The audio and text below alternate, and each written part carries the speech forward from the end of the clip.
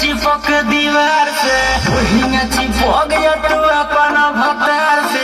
ढेर दिन बनई हर से आइलू हकार से रात भर मजा जलेबे दो तू प्यार से आज भर ढेउ दा ढोढ़ी जाने छेउ दा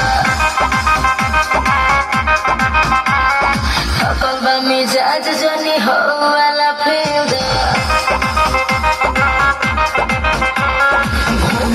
जैसे चिपक दीवार से वही चिपक गया तू अपन भतार से ढेर दिन बनई हर से आइलू हकार से रात भर मजा जलेबे दो तू प्यार से आज भर ढेउ दा ढोढ़ी जाने छेउ दा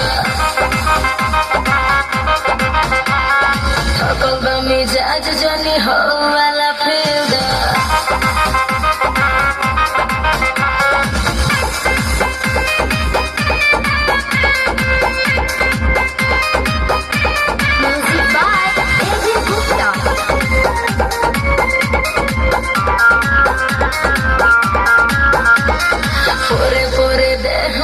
टूटतावे हो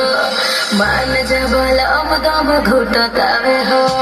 आवो तनी पास बारा दास बैठे हो तोरो की खेत जोन दी अजुजो आज भर ढेउ दा ढोढ़ी जाने छेउ दा थकल बा मिजाज जानी हो वाला फेउ दा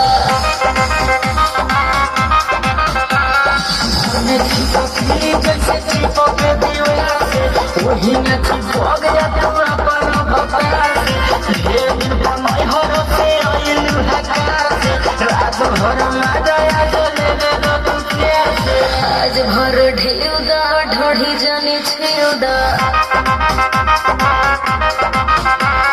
थकल बा मिजाज जानी हो